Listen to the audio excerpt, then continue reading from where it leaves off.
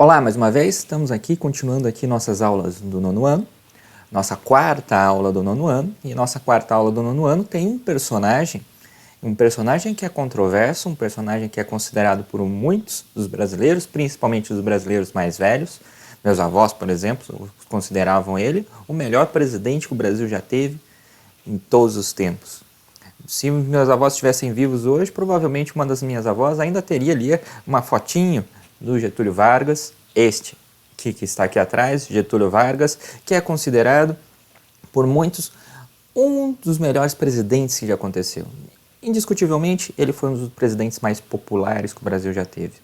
Ele foi o presidente do Brasil por muitos anos, ele foi ditador brasileiro, por outros ele foi um tirano que perseguiu os seus opositores, que foi algo muito ruim para o Brasil. É um cara que perseguiu os sindicatos, que perseguiu todas as pessoas que estavam ali contrários a ele, e a partir desse momento, então, nós temos uma figura aqui, Getúlio Vargas, que para alguns ele é praticamente um santo, que criou as leis trabalhistas, que fez pelo povo brasileiro aquilo que a elite brasileira se negava a fazer por mais de 400 anos.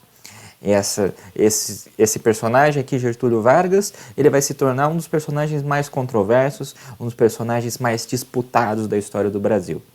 E hoje nós vamos olhar justamente o governo dele, o que aconteceu. Para a gente começar a olhar o governo dele, vamos lembrar um pouquinho do que foi antes disso daqui acontecer, do que foi antes de Getúlio Vargas conseguir ficar 15 anos no poder. O que estava acontecendo no Brasil antes? Nos nossos capítulos anteriores, nós estávamos vendo aqui esse período aqui da República Velha. Esse período que começa em 1889, vai até 1930.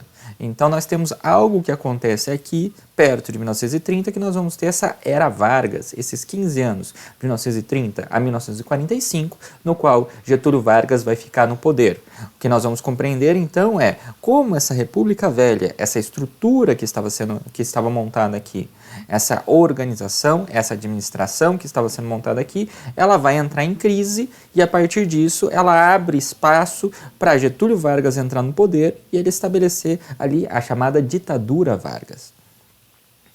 Agora, nós estudamos então nos nossos capítulos todos esses presidentes aqui, nós estudamos os dois presidentes que eram militares, nossos primeiros dois presidentes, a chamada República da Espada, e depois nós estudamos todos os presidentes civis que vieram depois deles, e esses presidentes civis a gente chamou de República Oligárquica, e nós estudamos ali algumas das características básicas dessas duas repúblicas.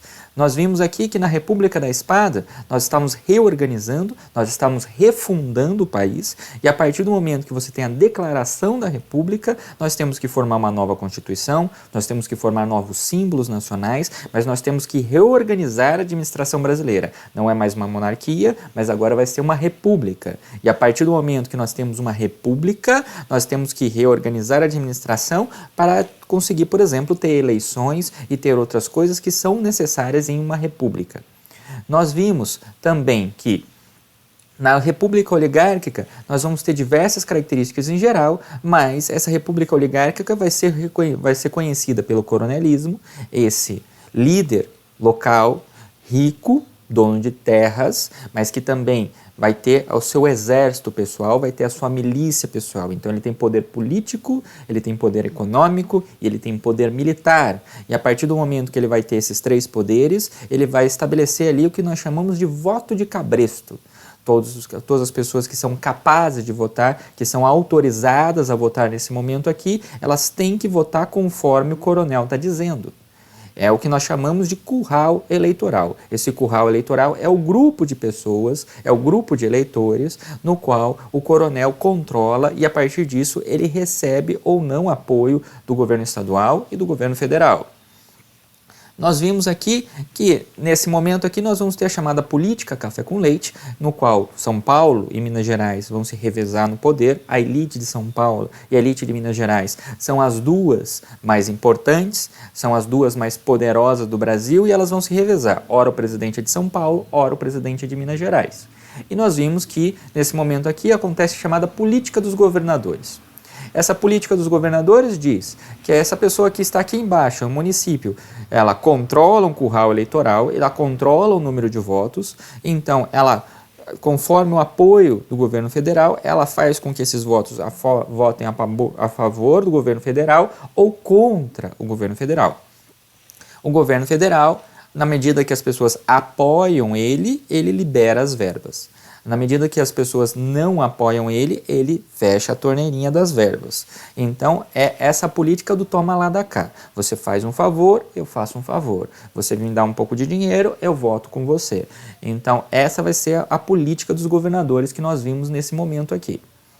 E nós vimos aqui que esse voto de cabresto, essa política dos governadores, ela vai transformar esse período que nós conhecemos como república oligárquica como um dos períodos mais fraudulentos, nos períodos mais corruptos da história da política brasileira.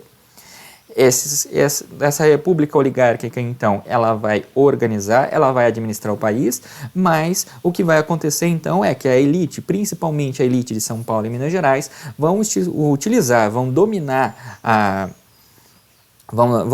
ali a administração, vão dominar o governo federal para se enriquecer e a maior parte dos investimentos, então, iria para São Paulo e Minas Gerais, que já eram os estados mais ricos e agora vão passar a se enriquecer ainda mais.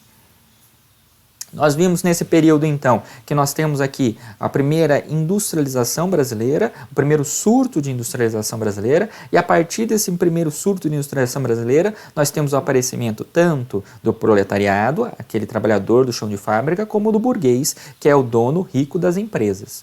Esse dono rico das empresas, ele vai explorar o máximo possível os trabalhadores. E no momento no qual nós não temos leis trabalhistas, o que nós tínhamos aqui é uma situação totalmente desfavorável ao trabalhador, uma situação no qual o trabalhador estava sendo explorado ao máximo com baixos salários, cargas de trabalho de 16, 14 horas por dia frequentemente, trabalho infantil, castigos corporais, uma maioria de mulheres também trabalhando em fábricas, e se você não tinha direito à licença maternidade, não tinha direito às férias, não tinha direito a descanso, você não tinha direito a nada nesse momento aqui. Então o trabalhador estava sendo explorado ao máximo, e a partir dessa exploração do trabalhador, dessa situação de miséria do trabalhador, nós vamos ver aqui que nós vamos ter diversos grupos sociais se formando, se organizando para tentar exigir melhores condições de trabalho, para exigir melhores salários, mais direitos. E a partir disso nós temos o surgimento dos sindicatos e de boa parte dos movimentos sociais brasileiros. Nós vimos aqui que também nesse momento aqui, com a exploração, principalmente a exploração das elites locais em cima da população, nós vamos ter uma série de revoltas, nós vamos ter revoltas rurais, que nós destacamos aqui a revolta de Canudos, por exemplo, e nós destacamos aqui diversas revoltas urbanas, a revolta da vacina, por exemplo.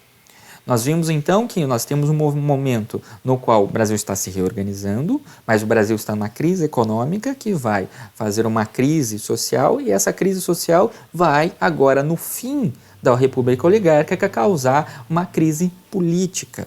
As pessoas começam a se revoltar, as pessoas começam a criticar. E a partir do momento que as pessoas estão se revoltando, a partir do momento que as pessoas estão criticando, as pessoas começam a tentar encontrar uma solução para essa república oligárquica que está explorando elas, para essa república oligárquica que não está fazendo pelo povo, mas está fazendo para enriquecer aquela elite brasileira que já é rica. Então nós chegamos aqui no governo Getúlio Vargas. O governo Getúlio Vargas, que é tradicionalmente dividido em três. Nós temos aqui o governo provisório, o governo constitucional e o chamado Estado Novo. O que nós vamos fazer hoje, então, é ver as características aqui desses três governos. No nosso vídeo agora, então, eu vou passar a característica de cada um desses três governos, que vão pegar um período de 15 anos da história brasileira, no qual Getúlio Vargas ficou no poder. Para aqueles que não pegaram, então, vamos lá, anotem aí, então. Nós vamos ter aqui o governo provisório de 1930 a 1934. O governo constitucional de 1934 a 1937. E o governo do Estado Novo nós vamos ter de 37 a 45. Cada um desses, então, vai ter suas características, cada um desses aqui vai ter um marco que vai dividir ele, e a partir disso nós vamos entender como é que está indo, como é que está progredindo a sociedade brasileira e o que está acontecendo nesse momento. Precisa decorar tudo isso? Não. Você precisa entender. Entender quais são as mudanças que estão ocorrendo na sociedade brasileira aqui e, a partir disso, entender qual que é a resposta que a sociedade brasileira está dando para as dificuldades, para os problemas que ela está tendo nesse momento aqui. Agora, por que acontece então a chamada Revolução de 30, que é o golpe que Getúlio Vargas vai dar para conseguir chegar ao poder? Então aqui, nós vimos na aula passada que nós tínhamos aqui os movimentos tenentistas, que era um movimento exatamente de contestação dessa república oligárquica que estava acontecendo. Os tenentistas, que são aqueles que ficam no meio, na faixa do meio do exército brasileiro, eles não são nem alta patente, nem baixa patente, é bem a patente do meio, eles vão ser os caras que vão começar a pensar a sociedade brasileira e vão começar a criticar a sociedade brasileira. Esses oficiais do meio, eles vão fazer vários movimentos, inclusive a coluna Prestes, que nós olhamos aqui, e a partir desses movimentos aqui, eles vão tentar criticar a sociedade brasileira, eles vão criticar esse domínio da oligarquia brasileira. Então, nós temos um período de transformações sociais, que vão originar também, vão dar origem a diversos grupos de oposição, principalmente ao predomínio do café e do leite. A partir disso, nós vamos ter a crise do café, como eu disse para vocês no vídeo passado, o café vai começar como o produto mais valorizado do Brasil, mas a partir do momento que ele vai ter uma competição externa e a partir do momento que nós vamos ter superprodução do café, o que vai acontecer é que o café vai diminuindo de valor até nós chegarmos aqui com a crise de 29 nos Estados Unidos, o principal comprador dos Estados Unidos, o principal comprador do Brasil é os Estados Unidos. Com a crise de 29, os Estados Unidos quebra, o Brasil fica sem o seu maior comprador naquele momento e o que acontece com o preço do café brasileiro é que ele zera. E a partir disso nós temos uma crise do café. Essa crise do café significa uma crise econômica profunda da sociedade brasileira. Essa crise econômica vai aumentar a miséria, vai aumentar a desigualdade social, o que significa uma crise social. E essa crise social vai causar uma crise política. É o mesmo movimento que acontece em vários momentos da história brasileira. Crise econômica gera crise social gera crise política. E quando nós temos uma crise política, nesse sentido no Brasil, nós sempre temos uma troca de governo. É o que aconteceu aqui, mas é o que aconteceu, por exemplo, em 1964, é o que aconteceu na década de 80, é o que aconteceu em 2016. Sempre que nós temos uma crise econômica no Brasil, nós vamos ter uma crise social, e essa crise social vai dar origem a uma crise política. Essa crise política é um momento, uma oportunidade para alguns grupos nacionais conseguirem tomar o poder. Nesse momento aqui, foi o grupo do Getúlio Vargas. Agora, o que nós temos aqui então? Nós vamos ter aqui essa crise toda que vai ser colocada aqui, ela vai favorecer certos grupos políticos. Mas esses grupos políticos, eles ainda estão tentando trabalhar dentro do sistema, eles estão tentando trabalhar dentro das eleições. Então nós vamos ter uma eleição aqui entre Getúlio Vargas e Júlio Prestes. Júlio Prestes era o representante de São Paulo e Getúlio Vargas era do Rio Grande do Sul. Qual que é o problema disso? Primeiro, o Júlio Prestes era o representante de São Paulo. Nós tínhamos ali a política café com leite. Então, uma hora era Minas Gerais, uma hora era São Paulo. Só que nesse momento aqui, é a vez de Minas Gerais. Se o candidato é de São Paulo, significa que São Paulo não só rompeu o acordo com Minas Gerais, como ele pulou a fila. A vez aqui não era de um candidato de São Paulo, era um candidato de Minas Gerais. E São Paulo vai lá e coloca um candidato goela abaixo de Minas Gerais. Então nós temos aqui a quebra da política café com leite. São Paulo e Minas Gerais então brigam, as duas elites mais poderosas do Brasil brigam. São Paulo coloca o candidato dele, Minas Gerais não fica com o candidato, não passa a sua vez, e outras elites brasileiras que estão aqui representadas por Getúlio Vargas e João Pessoa, o vice do Getúlio Vargas, elas vão aproveitar esse momento que as elites mais importantes do Brasil estão brigando para tentar conseguir o poder, para tentar chegar ao poder. O problema é, Na eleição, que muitos disseram, dizem as más línguas, ela foi fraudulenta. Então, houve uma fraude nessa eleição e, supostamente, Júlio Prestes ganhou a eleição. Agora, o que vai acontecer depois da eleição? Além dessa eleição ser fraudulenta, João Pessoa, que estava denunciando as fraudes dessa eleição fraudulenta, ele vai ser assassinado. Então, além da fraude na eleição, nós temos o assassinato do vice do Getúlio Vargas. E a partir disso, o que vai acontecer então é que o Getúlio Vargas e aquela parte do exército que estava em torno do Getúlio Vargas, eles vão então eles vão declarar que aquilo lá foi uma fraude, que a eleição não valeu, que Júlio Prestes não ganhou a eleição, e a partir disso vão marchar do Rio Grande do Sul até o Rio de Janeiro, e a partir dessa marcha eles tomam poder, dão um golpe de Estado, e eles retiram o presidente do poder e colocam Getúlio Vargas no poder. Curiosidade para vocês que estão aí. Júlio Prestes é daqui, da nossa região, ele é de Itapetininga. Júlio Prestes é, por exemplo, o nome do principal colégio aqui estadual de Sorocaba. O Colégio Estadual Júlio Prestes de Albuquerque, também conhecido como Estadão, que está aqui bem no centro de Sorocaba. E por causa que Júlio Prestes era dessa nossa região aqui, a região de Sorocaba e Itapetininga ficou sem dinheiro por 15 anos durante o governo Getúlio Vargas. O Getúlio Vargas não deu um tostão de dinheiro federal justamente para o inimigo político dele, o Júlio Prestes. Agora, o que nós temos aqui então? Nós temos aqui um novo governo, mas esse novo governo ele vai inaugurar algo novo no Brasil, o chamado populismo. O populismo é justamente você pegar uma pessoa que é extremamente carismática, que tem ali a capacidade de mover as emoções, a capacidade de motivar a população, e a partir disso nós temos essa pessoa aqui, ela utilizando essa população, utilizando esse carisma, utilizando esse amor que ele vai gerar na população, para ele conseguir ali ir contra as pessoas, ir contra os opositores dele. Então, digamos que o presidente então tem um problema com o Congresso, digamos que o presidente ali esteja com um problema com a imprensa brasileira. O que o presidente vai fazer? Ele manipula essa população, ele manipula essa massa, para essa massa apoiar ele e os inimigos dele, os inimigos políticos dele, ou terem medo de irem contra ele, ou então os inimigos políticos dele não conseguirem fazer a pressão suficiente nele para conseguirem fazer o que eles querem. Isso é o chamado populismo, é a manipulação das massas.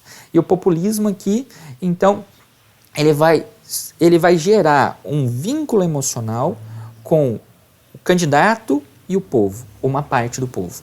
Por exemplo, os meus avós. Os meus avós que eram fãs de carteirinha aqui do Getúlio Vargas. Então você tinha um vínculo emocional muito grande entre eles, que se para uma das minhas avós, por exemplo, se eu criticasse o Getúlio Vargas, eu ia tomar um chinelo voando bem no meio da minha testa. É esse vínculo emocional que faz com que a pessoa defenda o candidato dela, não importa o quê.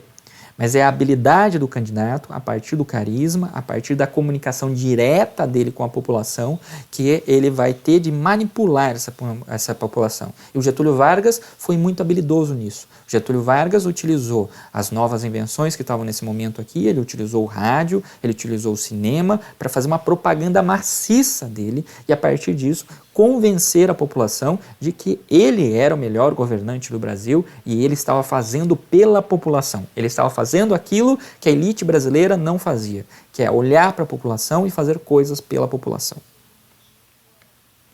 Nós vamos ter aqui, então, transformações sociais nesse momento também, nesses 15 anos que nós vamos ter aqui.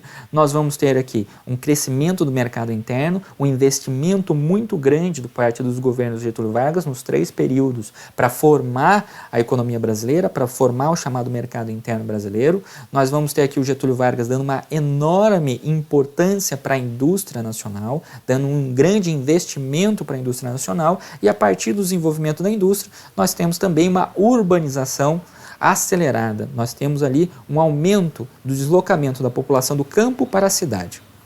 A população brasileira ainda não vai se tornar uma população que é urbana, mas já há um equilíbrio muito maior no número de pessoas no campo e na cidade.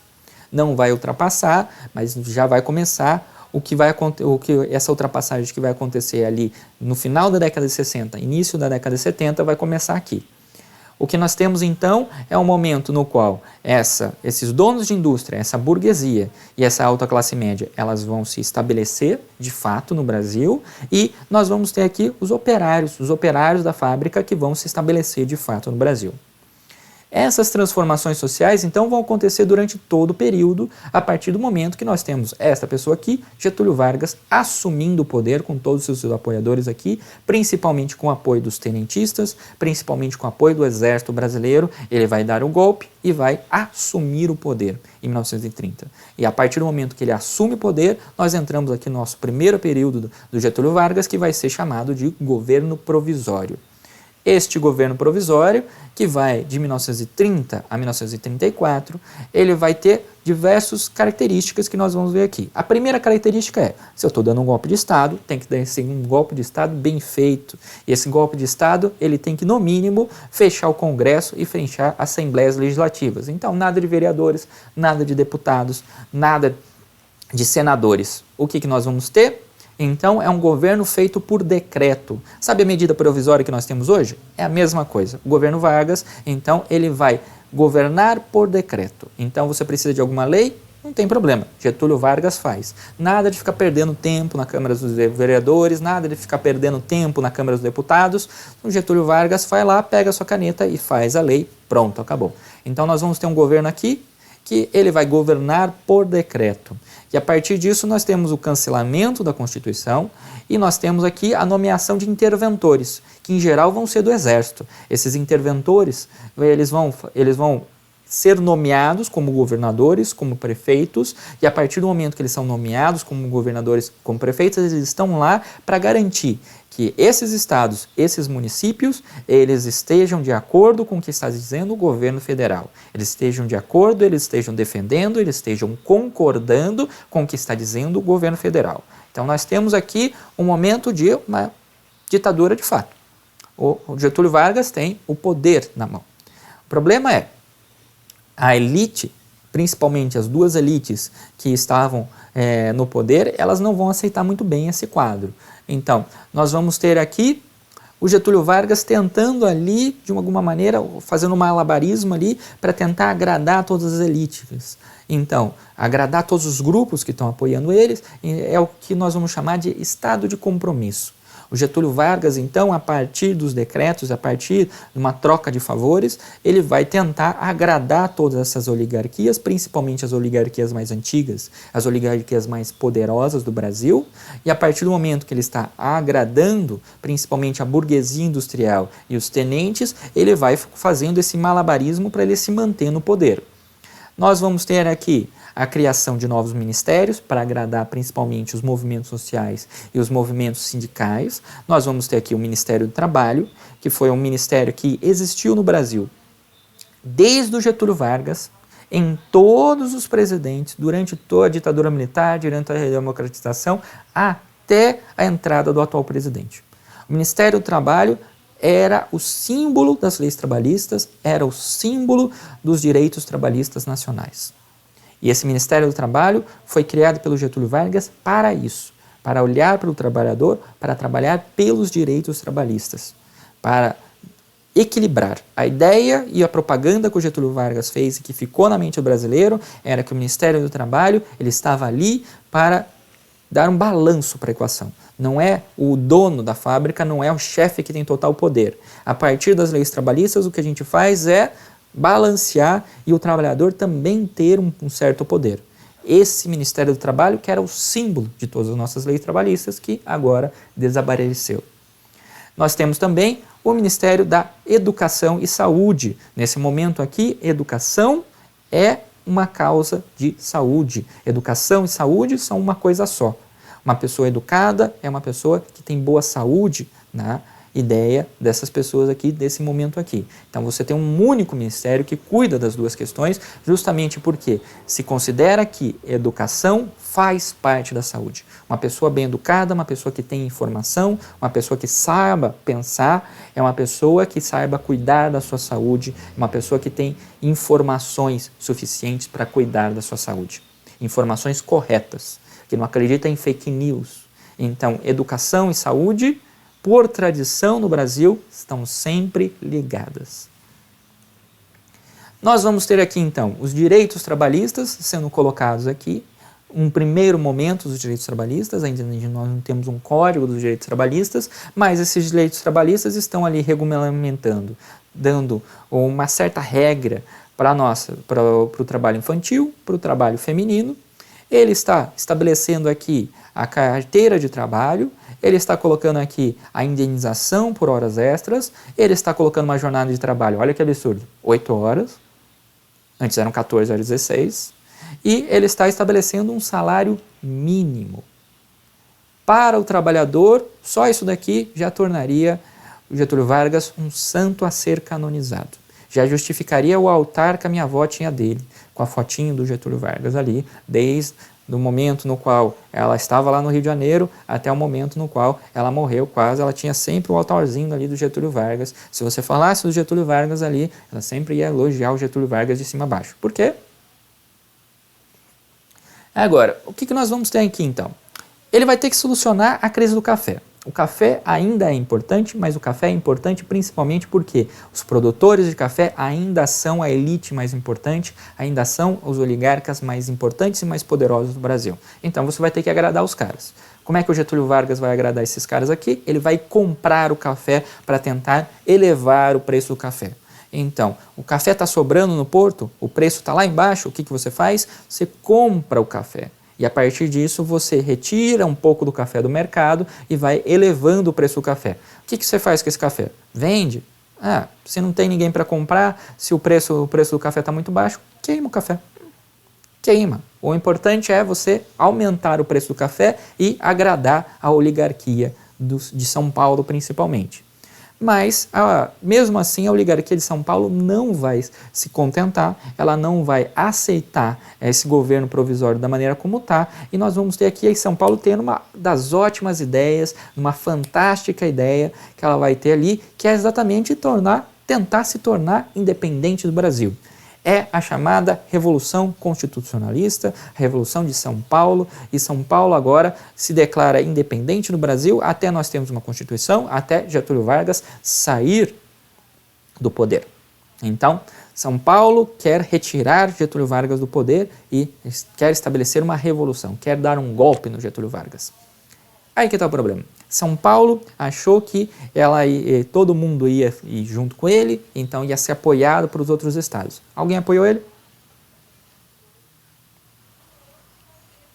Não. Ninguém. Ninguém mesmo. Nem parte da população de São Paulo apoiou São Paulo. Então o que nós temos aqui? São Paulo tentando dar um golpe, tentando fazer uma revolução. São Paulo que estava ali em oposição ao Getúlio Vargas desde que ele entrou no poder. Nós vamos ter aqui São Paulo, então, ele querendo uma nova Constituição para o Brasil, uma volta da Constituição do Brasil, e o fim desse governo por decreto. Nós vamos, São Paulo aqui, indo contra o intervencionista, contra o interventor que Getúlio Vargas colocou para São Paulo. Eles realmente não gostavam do interventor. E nós temos aqui um total repúdio a essa ditadura que estava sendo implantada por Getúlio Vargas. Então eles queriam o fim disso. E São Paulo vai entrar numa guerra de propaganda com Getúlio Vargas. São Paulo vai então formar aqui seus cartazes, vai fazer a propaganda para a população de São Paulo, vai convencer a população de São Paulo a formar um exército, pegarem armas e a ir para a luta. Então nós temos aqui as propagandas que São Paulo fez na época. Aliste-se. Para as mulheres também, fazer o alistamento feminino para ser as enfermeiras no fronte de guerra. Nós temos aqui os jornais da cidade de São Paulo, falando nesse movimento revolucionário, esse movimento pela Constituição, esse movimento pelo resgate do Brasil. Nós temos aqui São Paulo chamando as pessoas às armas e nós temos aqui São Paulo se preparando para a guerra, literalmente marchando para a guerra. São Paulo aqui cavando trincheiras para a guerra, a população aqui ovacionando, a população aqui batendo palmas, festejando essa coluna militar que está passando. E uma das charges aqui mais importantes que saiu nesse momento, o Bandeirantes Paulista, esmagando na mão dele aqui, vocês podem ver aqui, tem um bonequinho do Getúlio Vargas, esmagando o Getúlio Vargas. O Bandeirantes Paulista, símbolo de São Paulo, esmagando o bonequinho do Getúlio Vargas na mão. Era essa a ideia da Revolução. E a partir dessa Revolução de São Paulo aqui, o que nós vamos ter aqui é que São Paulo vai ser invadida por praticamente todos os lados. E a partir dessa invasão do Rio de Janeiro, a partir dessa invasão de Minas Gerais e a partir dessa invasão do Paraná, São Paulo então vai ter praticamente 3 ou 4 frontes de guerra. Esses frontes de guerra vão fazer uma pressão enorme na cidade de São Paulo, principalmente na sociedade de São Paulo, e nós vamos ter aqui São Paulo que achava que Minas Gerais ia ficar do lado dela, porque Minas Gerais era sempre o aliado de São Paulo, mas São Paulo esqueceu que São Paulo traiu primeiro Minas Gerais, quebrando a política café com leite. Então Minas Gerais não só não ficou do lado de São Paulo, como Minas Gerais, diz a lenda, mandou uma série de munições, e essa série de munições era munição de festim, munição que eram falsas para os combatentes de São Paulo, e a partir disso a munição passou a não funcionar. E São Paulo, então, nós tivemos um conflito armado, mas um conflito muito breve, no qual São Paulo, a partir do momento que ela é atacada por todos os lados, é obrigada a se render. Mas para a elite de São Paulo parar de se revoltar, para a elite de São Paulo não fazer mais uma revolução, uma revolta armada contra o governo federal, o que nós vamos ter aqui então é o Getúlio Vargas fazendo um acordo com a elite de São Paulo. E a partir do momento que Getúlio Vargas faz um acordo com a política de com essa oligarquia de São Paulo, nós vamos ter aqui a nova Constituição. Uma Constituição que vai ter coisas, vai ter características que vão exatamente tentar agradar essas elites que estavam contra Getúlio Vargas. Novamente, Getúlio Vargas está tentando fazer o seu malabarismo, está tentando se manter no poder a partir do momento que ele está agradando as elites, a partir do momento que ele está cooptando, a partir do momento que ele está ali capturando essas elites para serem apoiadores deles, para terem mais interesses em apoiar eles do que ficar contra eles. Então nós temos aqui a Constituição de 1934. E a Constituição de 1934 é uma Constituição que vai ter como característica centralizar ainda mais o poder no governo central, mas ela vai ser liberal ao mesmo tempo, permitindo certas coisas, como, por exemplo, os governos estaduais e os governos municipais não sofrerem intervenção da maneira como ocorria anteriormente. Vai ter uma tripartição dos poderes. Nós vamos ter aqui o governo, nós vamos ter aqui o judiciário, o legislativo e o executivo. O legislativo passa a existir novamente, mas nós temos aqui o executivo com mais poderes do que qualquer outro. Então, o mesmo momento no qual Getúlio Vargas vai ter aqui, no qual o executivo vai concentrar maior poder na mão dele, vai acontecer também durante a ditadura militar. Então, isso é porque, por exemplo, da Constituição de 88 limitar tanto o poder do executivo e concentrar os poderes no legislativo e no judiciário, justamente porque o executivo teve muito mais poder nesse momento aqui e durante a ditadura militar brasileira e acabou abusando desse poder. Quando nós fizemos a nossa Constituição atual, foi isso que estava sendo pensado. Nós temos aqui eleições diretas, nós temos aqui voto secreto, não tem mais voto de cabresto, nós temos aqui um voto universal e uma novidade, o voto feminino. Outra característica do porquê o qual a minha avó faz ali o nosso altarzinho, o nosso santinho do Getúlio Vargas. Voto feminino. Novidade, primeira vez que isso acontece no Brasil, e a partir disso nós temos aqui um mandato de 4 eleições que vai ser o tradicional brasileiro a partir de agora. Nós temos aí extinção do vice, para que vice? E nós temos aqui as leis trabalhistas que vão ser colocadas, a CLT, que nós temos hoje. E essas leis trabalhistas vão estabelecer o salário mínimo, vão estabelecer a jornada de trabalho, vão estabelecer a proibição dos trabalhos de menores de 14 anos de idade, proibição do trabalho infantil. Elas vão estabelecer férias anuais remuneradas e vão estabelecer uma indenização por demissão sem justa causa. Todos, então, os direitos que nós temos hoje, principais esses, mas todos os direitos que nós temos hoje, elas vão ser feitos com base nisso. E o Getúlio Vargas, ele vai se apoiar nas leis que vão ser feitas por Mussolini lá na Itália, a chamada Carta del Lavoro. Essas leis trabalhistas, então, são cópias da lei que está acontecendo na Itália e dos debates que estão acontecendo na Itália. O problema é que a Itália, nesse momento, é uma Itália fascista. É uma Itália que está ali se preparando para a Segunda Guerra Mundial, é uma Itália ali que está eliminando seus opositores, é uma Itália que está perseguindo principalmente as pessoas que são consideradas de esquerda, as pessoas que são consideradas comunistas, e então elas vão sendo eliminadas e sendo assassinadas na Itália, e nós temos aqui uma cópia de algo que está sendo feito na Itália.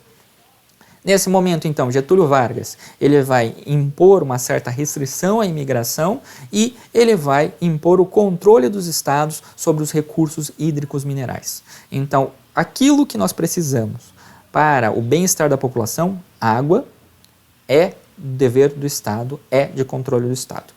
O Estado é o representante da sociedade. Então, o raciocínio é, se o Estado é o representante da sociedade, o Estado tem que ter posse da água.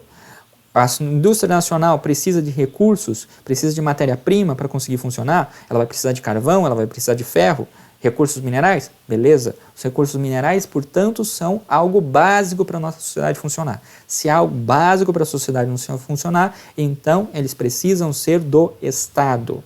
Tudo aquilo que é o básico para a nossa sociedade, ela tem que ser controlada pelo Estado. O Estado é representante da nossa sociedade, então quem controla os recursos básicos para a nossa sociedade funcionar é a nossa sociedade. Agora, esse governo constitucional, esse governo que vai ficar de 34 a 37, ele vai ser um período no qual o Brasil vai crescer o chamado fascismo, o Brasil vai crescer a mesma coisa, as mesmas ideologias que estão acontecendo na Europa. Então nós vamos ter no Brasil um crescimento do fascismo, nós vamos ter no Brasil um crescimento do nazismo, nós vamos ter um crescimento no Brasil dos chamados integralistas. Esses integralistas, eles são fascistas. Esses integralistas, eles fazem parte do clero brasileiro, são os padres brasileiros, eles são oficiais das Forças Armadas brasileiras, eles são boa parte dos empresários brasileiros, mas eles são boa parte dos funcionários, dos profissionais liberais, ou seja, eles vão ser advogados, eles vão ser aqueles que são prestadores de serviços.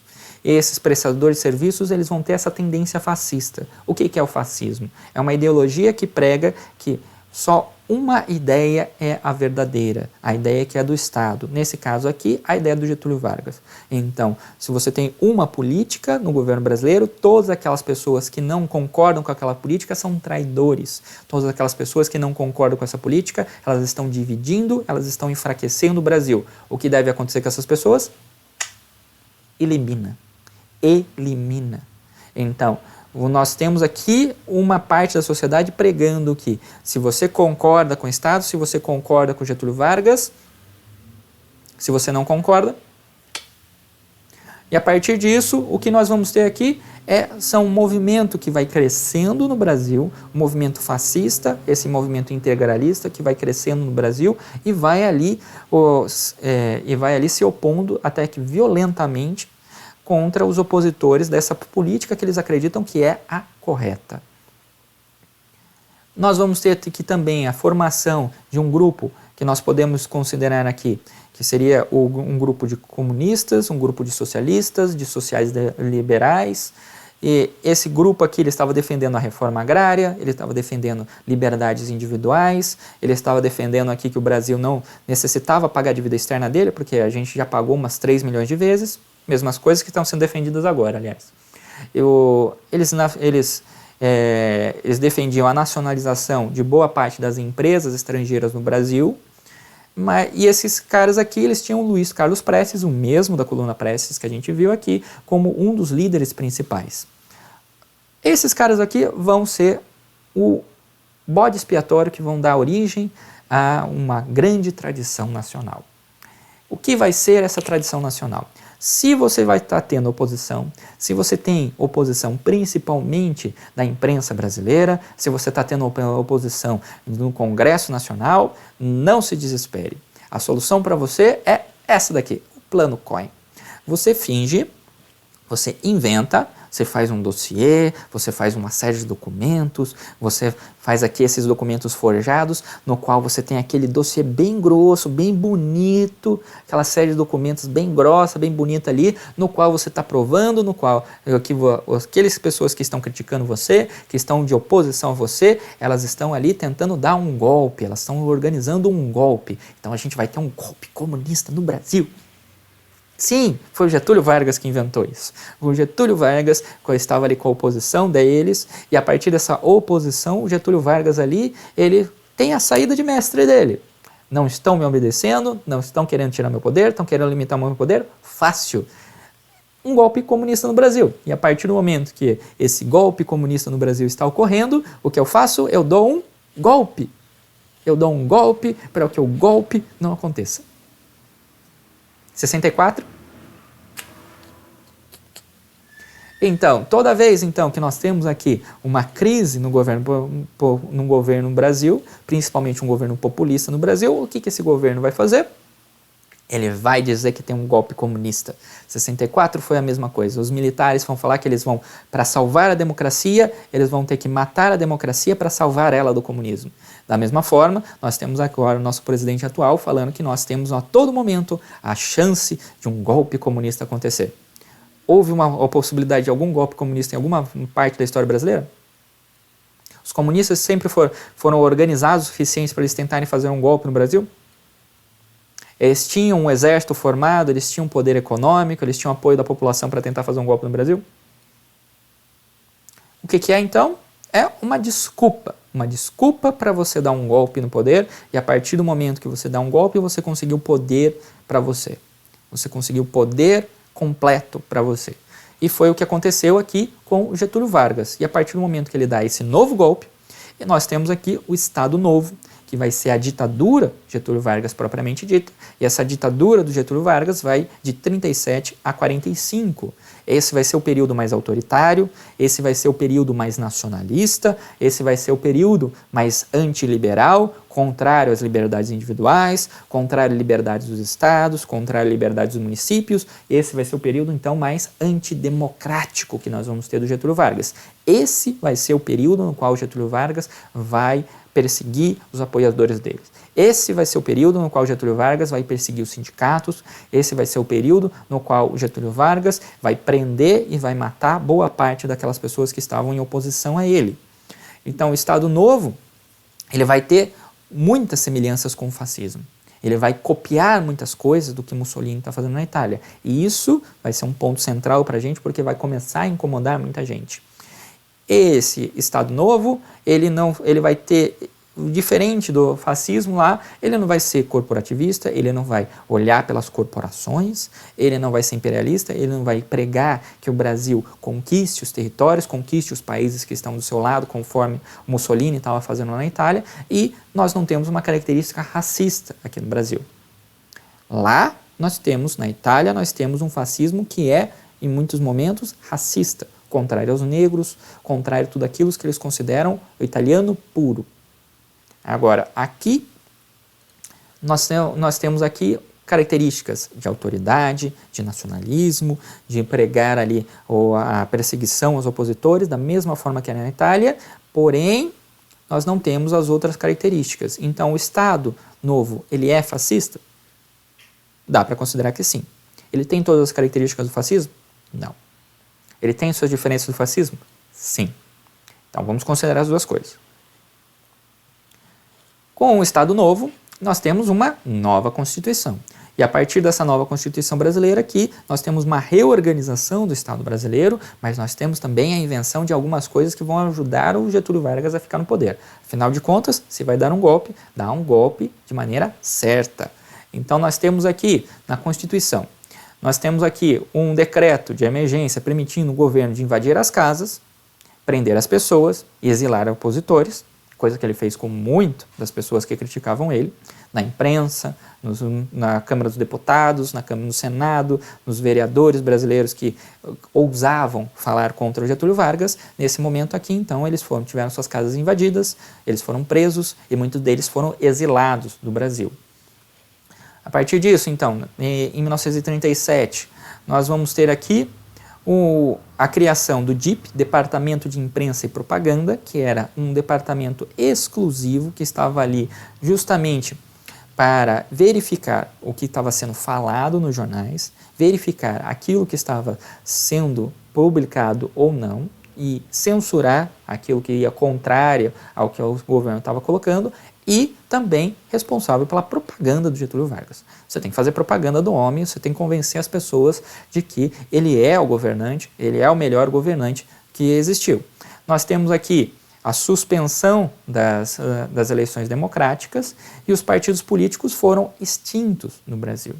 Então aqui nós temos uma ideia fascista que é a extinção dos partidos políticos e a partir de agora a pessoa que está concordando com o governo federal, ela é correta.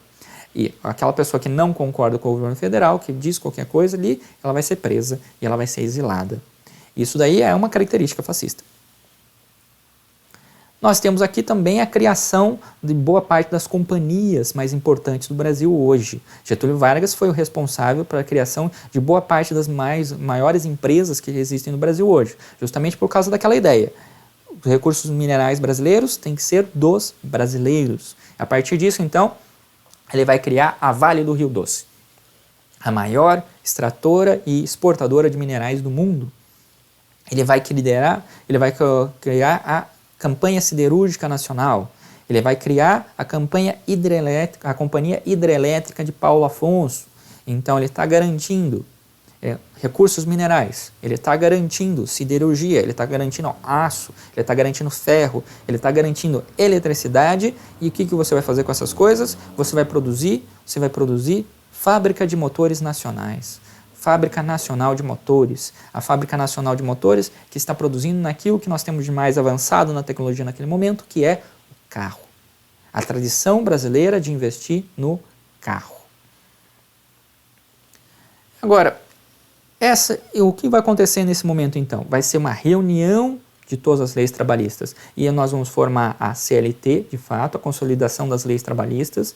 Essa CLT ela vai estabelecer em todo o território nacional as condições mínimas de trabalho, os direitos trabalhistas e tudo aquilo que nós temos hoje da CLT. Aqui, boa parte da CLT ela foi já desmembrada, ela foi já destruída nos últimos 5 a 10 anos, mas aquilo que ficou como tradição, que é direito dos trabalhadores, ela foi instituída aqui pelo governo Getúlio Vargas. Nós temos aqui uma reorganização da produção cafeeira, mas nós temos aqui o governo federal investindo em diversificar a produção agrícola. Getúlio Vargas, então, está dando um passo aqui para o Brasil se tornar uma potência agrícola, o chamado celeiro do mundo. O Brasil vai produzir comida para todo mundo. Então, em vez de produzir só café, agora nós vamos ter diversos produtos. Nós não vamos passar uma crise mais porque um único produto baixou o preço dele. A ideia é você ter diversos produtos. E a partir disso nós temos aqui Getúlio Vargas, por uma pressão pequenina, pressão coisa de nada, se aliando com os Estados Unidos e com o resto dos aliados contra o Mussolini e contra o Hitler para lutar na Segunda Guerra Mundial. Aí nós temos um problema básico. O Getúlio Vargas tem mais características parecidas com o Hitler e com o Mussolini do que com os outros países que estavam ali com os aliados contrários ao Hitler e ao Mussolini. Então, a questão é, existia de fato um plano para os Estados Unidos invadir o Brasil se o Brasil não se declarasse aliado dos Estados Unidos. Então, o que aconteceu foi que o Getúlio Vargas preferiu ficar do lado dos Estados Unidos, contrário ao Hitler e contrário ao Mussolini. Mas que ele tinha mais características parecidas com os caras, ele tinha. O que vai acontecer então aqui é que o governo Getúlio Vargas, pouco a pouco vai entrando em crise. Esse governo Getúlio Vargas, ele vai ter um apoio nacional muito grande, ele vai ter ali apoiadores, ele vai ser muito popular. De novo, o Getúlio Vargas vai ser um dos presidentes mais populares que o Brasil já teve. E a partir disso, esse Getúlio Vargas aqui vai ter uma propaganda enorme em cima dele. Getúlio Vargas, ele vai ser conhecido como o pai dos pobres, o pai do povo. Ele vai fazer essa propaganda maciça para a população e ele vai convencer a população de que ele é essa figura paterna, de que ele é esse pai cuidando da população, cuidando dessa população, que principalmente dos jovens brasileiros, ele está ali cuidando e garantindo o futuro deles. A partir das leis trabalhistas, Getúlio Vargas está garantindo o futuro do Brasil. Nós vamos ter aqui o Getúlio Vargas fazendo a propaganda em todos os lugares possíveis, selos do Getúlio Vargas aqui, por exemplo.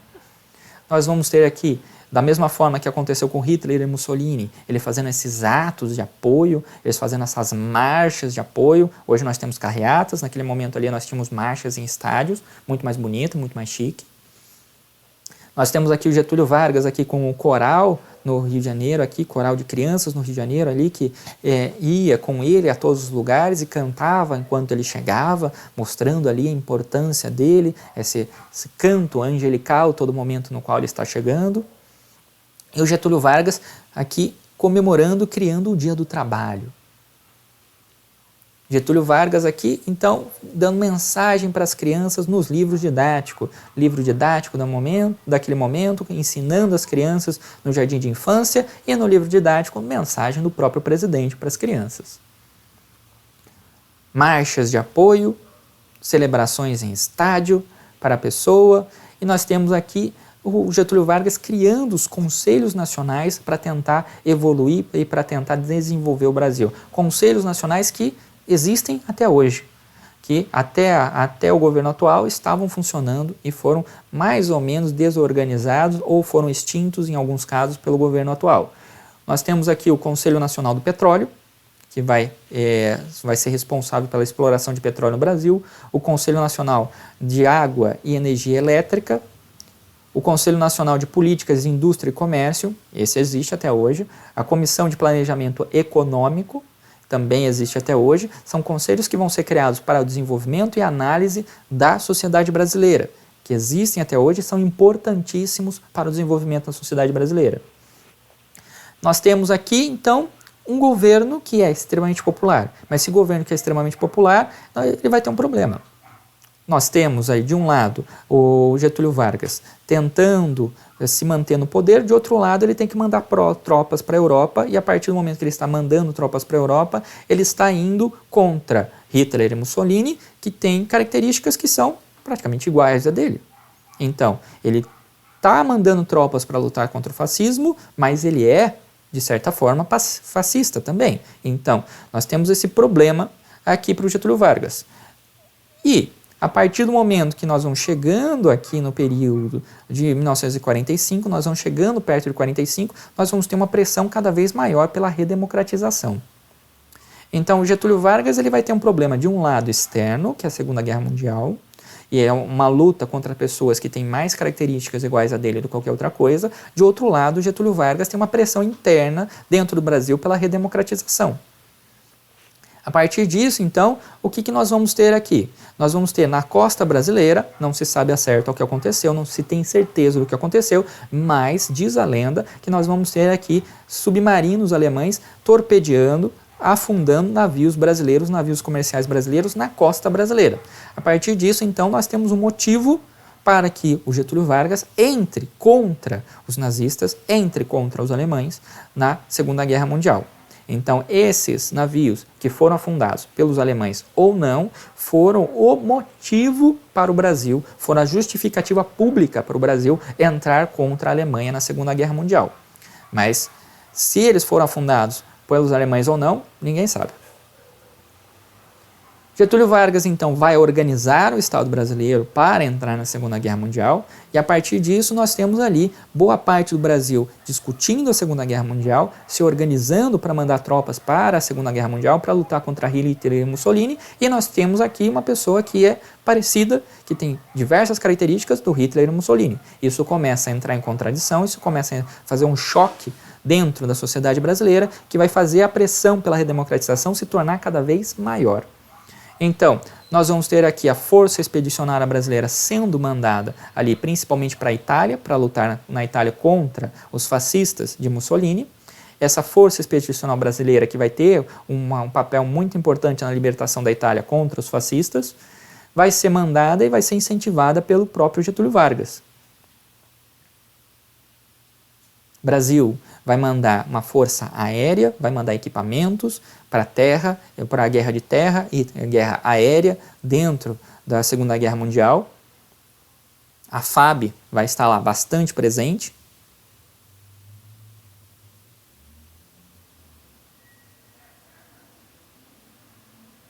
E o brasileiro vai ser importantíssimo para os italianos, principalmente para a libertação ali do sul da Itália e indo em direção ali para o norte da Itália. O Brasil vai lutar, e vai lutar feio ali, vai ter algumas batalhas bastante intensas ali na Itália contra os fascistas, sendo aqui essa força expedicionária brasileira, sendo aqui a formação de boa parte do que é o exército brasileiro hoje. Foi responsável pela modernização do exército depois disso. A volta da Segunda Guerra Mundial foi o momento no qual o exército brasileiro sacou que ele deveria se remodernizar e ele passa a ter a estrutura que ele tem hoje. Ele passa a se reformar e ter a estrutura que ele tem hoje. O exército brasileiro, então, passa a modernizar o seu treinamento, passa a modernizar o seu equipamento com base nas experiências que ele vai ter ali na Segunda Guerra Mundial. Agora, o que nós vamos ter então? Um processo de redemocratização. Dentro desse processo de redemocratização, nós vamos ter a recriação dos partidos políticos, nós vamos ter a anistia dos políticos que foram exilados, nós vamos ter o fim da censura e nós vamos ter ali a volta da liberdade de imprensa. Então, aquilo que o DIP fazia, por exemplo, de censurar a imprensa, agora vai ser retirado. E a partir disso, o que nós vamos ter aqui é um processo de redemocratização que vai, pouco a pouco, preparando o Brasil para voltar ao Estado democrático e retirar o Getúlio Vargas do poder. Agora, nós temos os apoiadores do Getúlio Vargas. Novamente, o Getúlio Vargas foi um dos políticos mais populares, mais famosos que o Brasil já vai ter. Então, o Getúlio Vargas tinha os seus apoiadores e esses apoiadores queriam que o Getúlio Vargas permanecesse no poder. Vai ser o chamado quererismo. O quererismo queria que o Getúlio Vargas permanecesse no poder e a partir do momento que nós temos esse movimento, queremos Getúlio Vargas no poder, nós vamos ter aqui o Getúlio Vargas tentando aproveitar esse movimento para adiar as eleições, adiar a Constituinte em favor do Getúlio Vargas. Nós temos aqui uma tentativa de cancelamento dos comícios em apoio do Getúlio Vargas, que vai gerar uma demissão de um chefe de polícia. Nós vamos ter aqui o Getúlio Vargas tentando nomear o Benjamin Vargas, o seu irmão, para ser o seu sucessor, e a partir do momento que ele tenta fazer isso, nós temos ali uma junta militar que vai retirar ele do poder e vai fazer as eleições e vai fazer a redemocratização de fato e vai voltar ao governo, ao Estado democrático, que nós vamos ter aqui no nosso próximo capítulo, nos nossos próximos momentos. Getúlio Vargas, então, ele vai passar por 3 fases. Nós temos aqui o governo provisório, o governo constitucional e o Estado Novo. Cada uma dessas fases aqui nós vimos as características aqui. Se você tiver qualquer dúvida, se você ainda ficou com alguma coisa que não ficou muito clara na cabeça de vocês, por favor, faça um comentário ou me mande um e-mail, eu respondo o mais rápido possível. Até o próximo e-mail, até a próxima videoaula. Tchau, tchau!